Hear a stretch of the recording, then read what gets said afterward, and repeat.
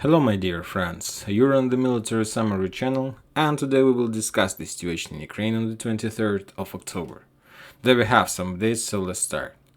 You know that since the beginning of this special military operation we've seen a lot of days.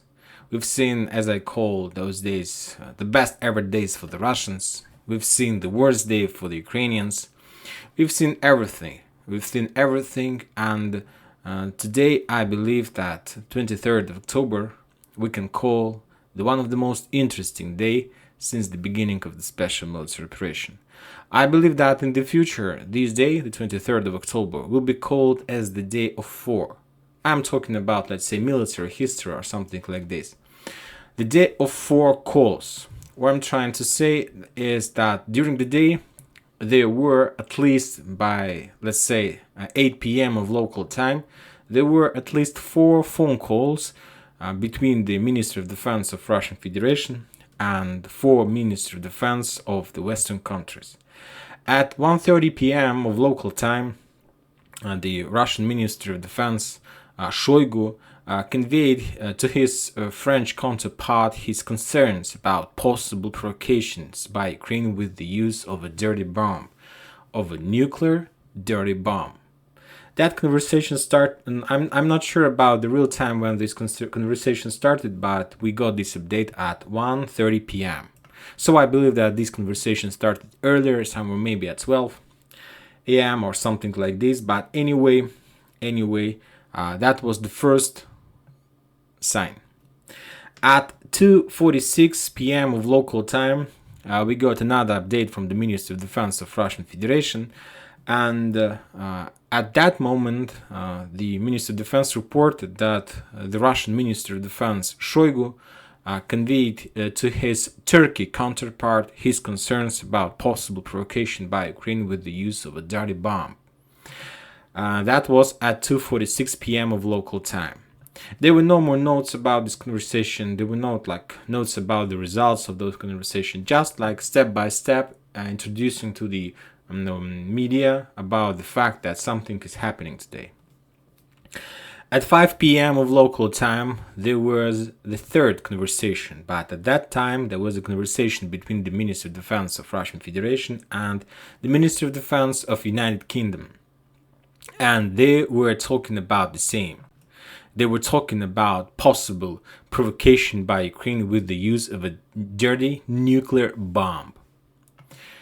And after the third conversation, it became very interesting situation, and we need to understand what's going on. And believe me, if we're talking about the front lines are stable. If we're talking about any movements, there are no movements. If we're talking about offensive operation direction of Kherson, no movements. If we're talking about LPR North, no movements. But meanwhile, something was happening behind the scene. And at 6:30 p.m. of local time, there was the final conversation between the Ministry of Defense of Russian Federation, Shoigu, and the Ministry of Defense of United States of America. But there was one important difference between this conversation and the conversation with the previous Ministry of Defense. If we are talking about the Ministry of Defense of France, Turkey, or United Kingdom, Shoigu, the Ministry of Defense of Russian Federation, were talking about the possible provocations by Ukraine with the use of dirty bomb. It was their note that they're published in their official Telegram channel. But if we're talking about United States of America, the Ministry of Defense, the Telegram channel, published just one simple note saying that the Ministry of Defense of Russian Federation, the Ministry of Defense of United States of America, were talking about situation in Ukraine. This is very interesting because you know that these things are not it's always something special with these notes, with these official Telegram channels or Twitter channels. The Ministry of Defense or official people are trying to send some kind of message, and this is a very important difference between all these 4 conversations. But anyway, somewhere at 7 p.m. of local time, Some Russian sources, Telegram channels, started publishing very interesting update. I haven't found this update anywhere else, but I believe that during the day this update is going to become a fake, or will be considered as a fake, or we will receive more confirmation about that. And by 7 p.m. of local time, we got the first update from the Minister of Defense of United Kingdom that they are able to become, to start and to, not to force, but be a part of the negotiation process between Ukraine and Russian Federation to end this war. This is the most interesting day.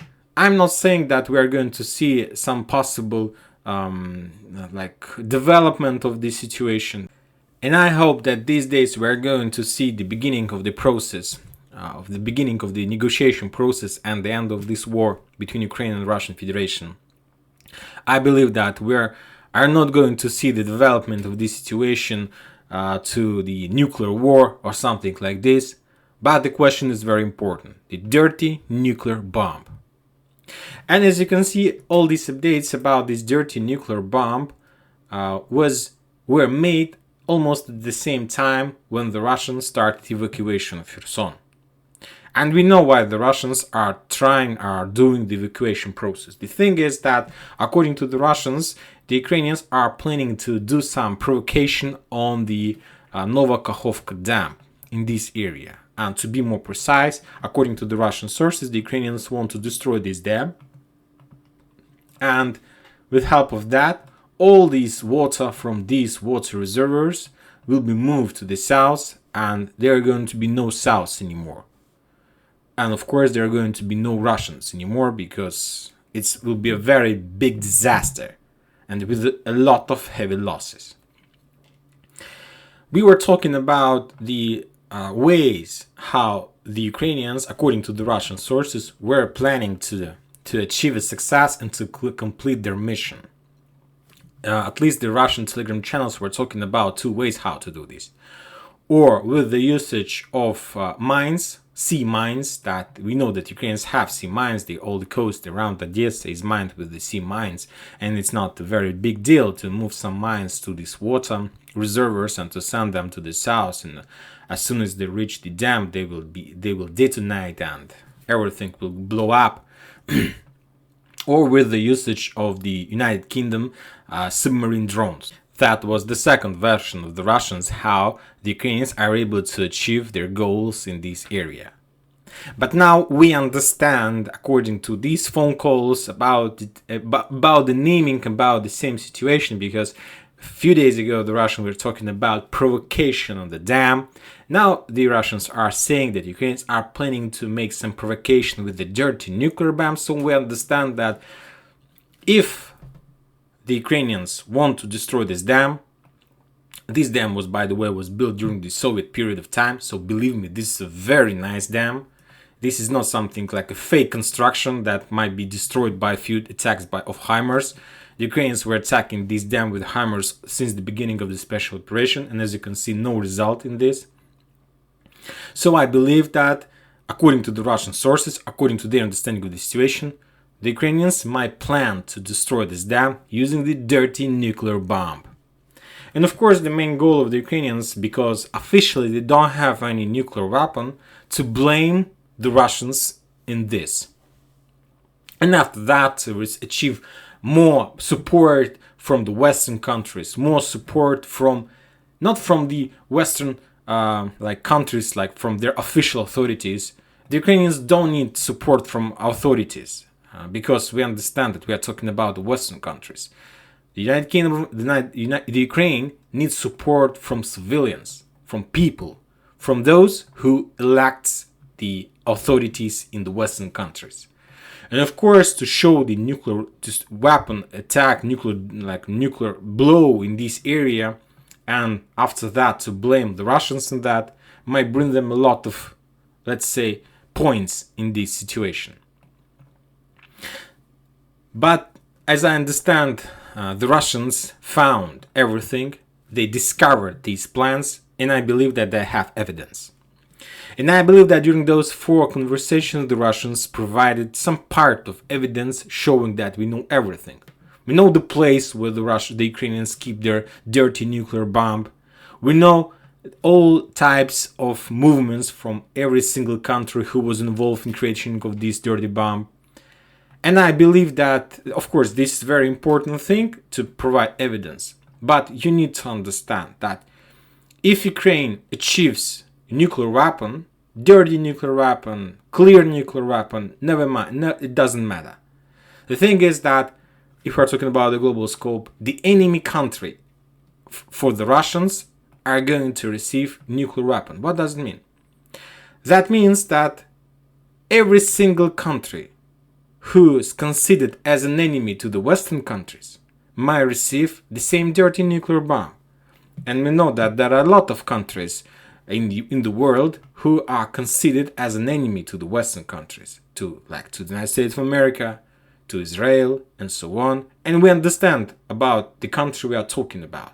Furthermore, we got a lot of updates during the day that some spies have shown some videos and photos from the Iranian nuclear, facilities. I believe that all these stories is the stories of the same big story. The most interesting is the update from the United Kingdom Ministry of Defense that we got at 7 p.m. Maybe it's some kind of fake. I haven't received more confirmation about that. That the Ministry of Defense of the United Kingdom are ready to begin the negotiation. So I believe that the Russians provided very nice arguments to stop the special operation. But anyway, if the Ukrainians destroy this dam and if the Russians are able to provide evidence, we need to understand that in this case the nuclear attack would be on the territory of Russian Federation according to the Russian law. So that means that the Russians have possibilities and have total right according to their legislation to attack the Ukraine using their nuclear weapon. All I want to say that this situation must be stopped as soon as possible. As soon as possible, these guys need to start negotiation because we understand that this situation might lead to very bad consequences. If we're talking about the front lines, as I told you at the beginning of this video, the situation is stable. As you can see, we are able to see a lot of icons on the Liman Kupiansk front line. The Russians reported that during the previous 24 hours we saw the same thing as we used to see before about the attacks in Kupiansk front line, about the attempts of crossing the Zhiribets river. The Ukraine lost around 90 soldiers in this area and something around 16 armored vehicles. But the very interesting update we got today that according to the Russian sources, during the previous attack, the Ukrainians managed to develop their offensive operation near Novoselovka. As you can see, the map has been updated, so the Ukrainians managed to push a little bit and to move a little bit further. And as a result, they have established new positions. As you can see, they passed not much. But the thing is that the Russians reported that during the previous attacks, they managed to, after they started their own local counter-offensive operation, they managed to push the Ukrainians back on their previous position. But if we're talking about this current situation, by this evening the Russians still hasn't moved the Ukrainians back. So we can say that at least finally the Ukrainians managed to achieve something. They managed to penetrate a little bit. I'm not saying that they achieve significant success and that this attack might change the whole situation, but anyway, as a fact, the Russians still hasn't managed to push the Ukrainians back in this area. As you can see, there are a lot of drones have been shut down during the day. A lot of HIMARS attacks, so in direction of Svatov and so on. There was a few attacks near Tarskoye, but for now there's like a fog of war and just reports from the Ministry of Defense. And as you can see, the numbers are not so big to say that there is that the Ukrainians were defeated completely or something like that. For now, it's just a great fog of war and there are very heavy clashes there. If we are talking about the Bakhmut area. Today we got a lot of very interesting updates in Bakhmut. I believe that all these icons are very accurate, and as you can see, there is a small bag. In the town by the name of Bakhmutska. You see that the Russians control these towns are able to attack this town at least from three sides: from Pokrovska in this direction, from this small, let's say, forest area where I believe the Russians have trenches and some checkpoints. From this area they're able to attack Bakhmutska, from the southwest, and of course from direction of Knauf plant that located on the north. And as you can see, there are at least four areas where the Russians are attacking this town with artillery and trying to pin down the Ukrainians. So I believe that this weekend the Russians decided to finish all issues with Bakhmutska, with small town, and to complete this story. And of course, we understand if the Russians are able to collapse Bakhmutska, this final checkpoint, then they will be able to continue developing their offensive operation deeper in direction of Solidar, and of course in direction of Podgorodny and Krasnogorod, these two towns. For now, they are not able to do this because any development offensive operation in this area will meet attack in the back from Bakhmutska. So, and as you can see, according to these icons, we understand that the Russians decided to complete this story this weekend. If we're talking about any numbers of any losses, we don't have anything about this area. If we're talking about Donetsk, no changes. The town is under attack as usually, no progress there. But the only important update that we got during this weekend is that the Russians entered Oputna from direction of Spartak. So this map is not updated. There is no icon about that, but there was this update. We got this update during the day in some Russian television channels saying that the Russians, as you know, many weeks ago, they took these two checkpoints, fortifications, and during this weekend, the Russians managed to enter Oputna, I repeat myself, but from direction of Spartak. This Spartak, the small suburbs of Donetsk. So they're moving, and furthermore, if we're talking about Pesky, there are still very heavy clashes in Pervomaisk, and the Russians are clearing this area. So as you can see, the Russians are attacking this fortification area from two sides, from Spartak in direction of Oputna and from Pesky in direction of Pervomaisk, and of course in direction with one purpose, to take this bridgehead, and after that they will be able to start developing operation in direction of Severna and Tonika. And after that, we can say that Avdiivka might appear at least partly encircled, and the situation of Avdiivka will become critical for the Ukrainians. More updates are coming from the south. In this area, there are very heavy clashes in this area, and both sides, in the Russians and the Ukrainians, report about clashes near Novomikhailivka. If we're talking about Vremivka tactical bridgehead, there were no updates about this area for today, but there were very heavy clashes in Novomikhailivka, and the Russians reported that as a result of clashes in this area, the Ukraine lost around 40 soldiers and something around 11 armored vehicles. It's not just tanks, it's maybe just regular Humvees and something like this. 11 armored vehicles were Ukraine lost during the battles in this area. If we're talking about Nikolaev Kryvyi Rog, the situation hasn't been changed since yesterday. A lot of icons, a lot of attempts by the Ukrainians to attack this area, to attack the front line between Bruskinskaya, Borozinskaya, Pятихатка, Sukhanova, Dutchany, Sablukovka, this line. Yesterday there was update in Ukrainian Telegram channels that the Russians, on the basis of the update that the Russians announced about evacuation of Kherson, the Ukrainians want to change their situation in their favor, and they're doing a lot of fake updates. And the most important is that Ukrainians are trying to show the situation the way that the Russians are decided to leave this area. And there were a lot of updates that the Russians during the previous hours left such towns like Chkalova, like Charivna, but today the Russians reported and showed some video confirmation that the Russians haven't left this town. And believe me that until all these defense ministers solve these issues, nobody is going to leave. The Russians just wanted to stay on the safe side because they understand that there's a very high risk that they won't be able to have some agreements with the Western countries. And furthermore, even if the Russians are able to achieve some agreements with, and this is most important, the most important part in this situation with this dirty bomb, even if the Russians are able to achieve some agreement with the Western countries about the dirty war, the nuclear bomb, about the process of negotiation, so on, it doesn't mean that Ukrainians are going to follow. This is the most important. We need to understand that Ukrainians have a lot of soldiers.